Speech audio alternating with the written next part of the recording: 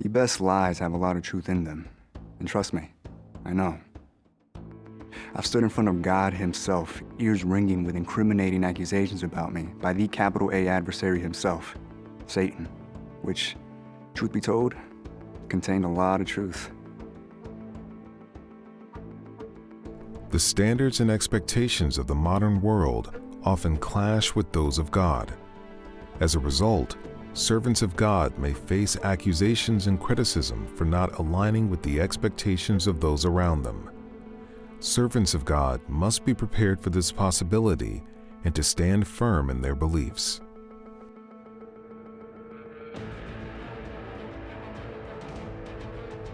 Joshua, the one who led the Israelites into the promised land, destroyed the walls of Jericho, Joshua?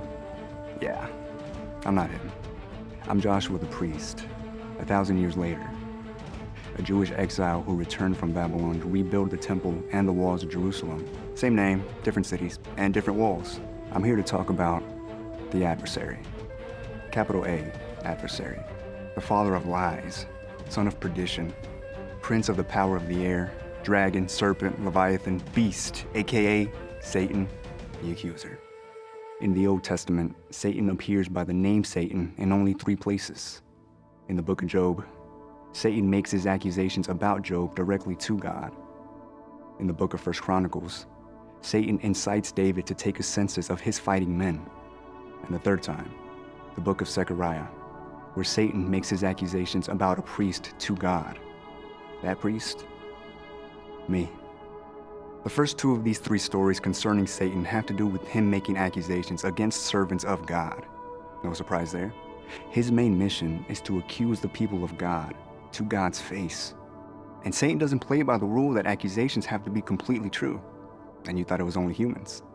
Satan is more on the misrepresent, distort, spin side of things.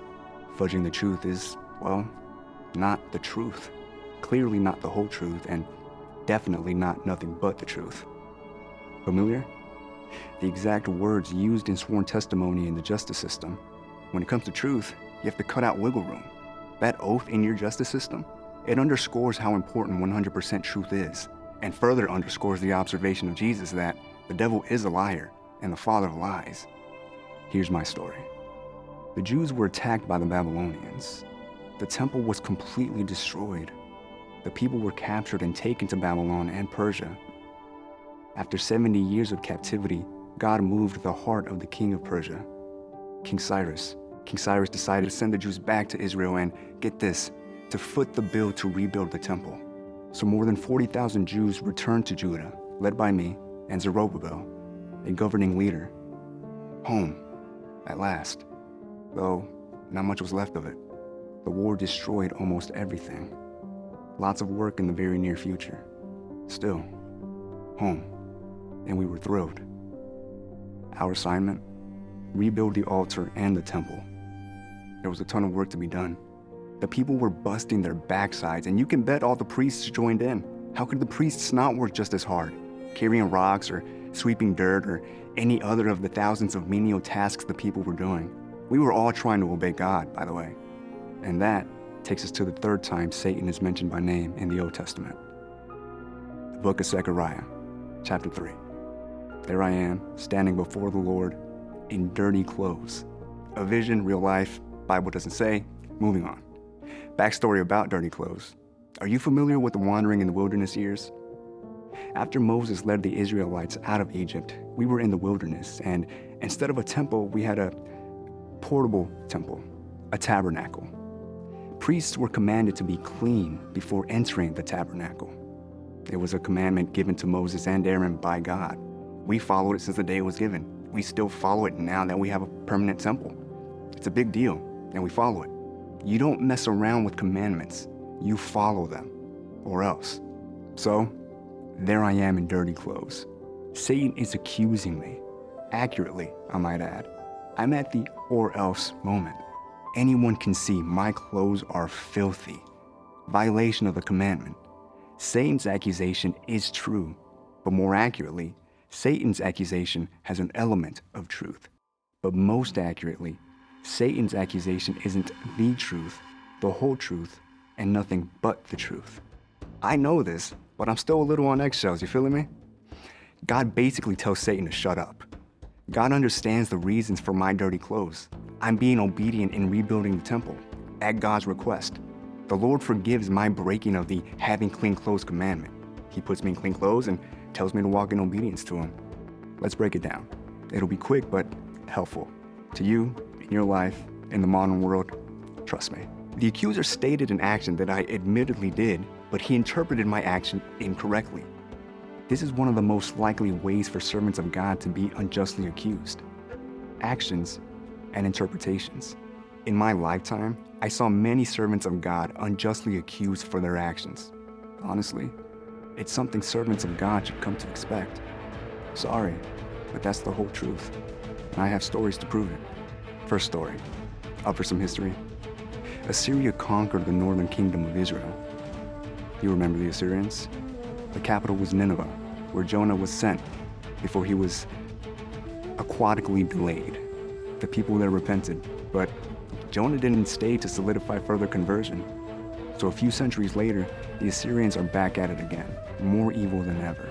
When Assyrians conquer, they take the brain trust and the wealth back to Assyria and leave the less educated and poor people behind.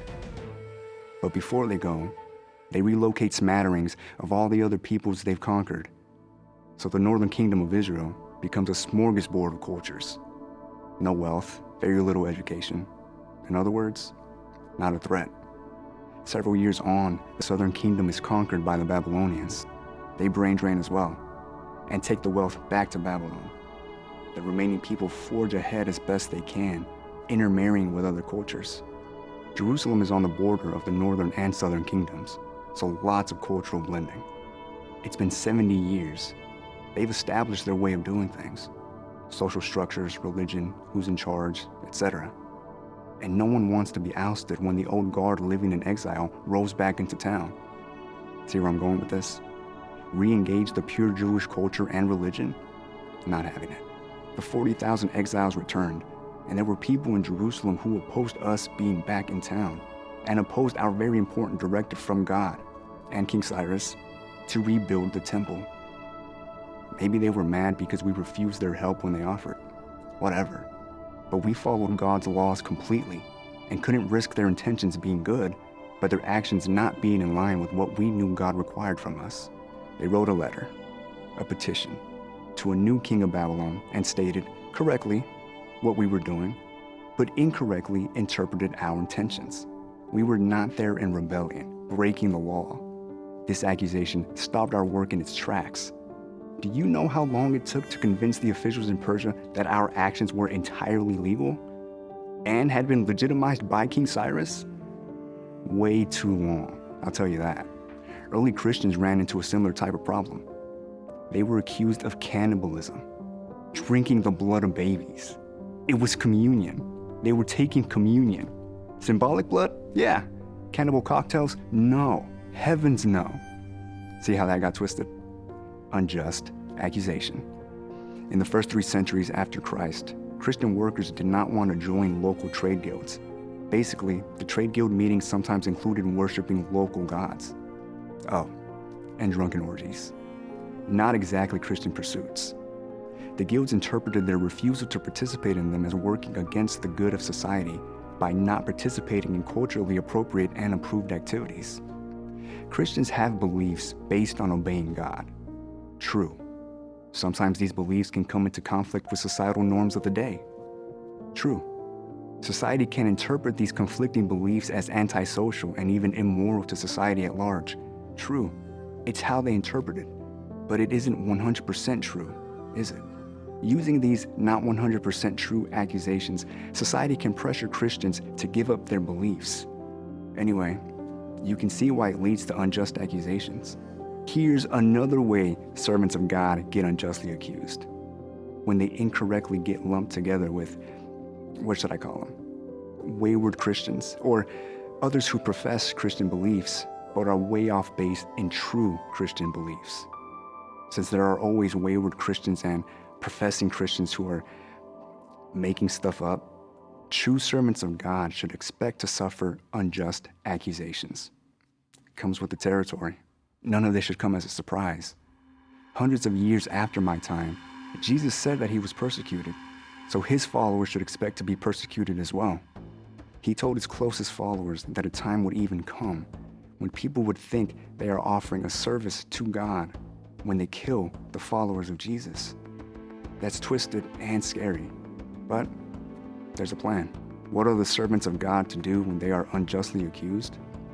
I know what we did, and it didn't have anything to do with social media. We closely examined our actions. We closely examined our words.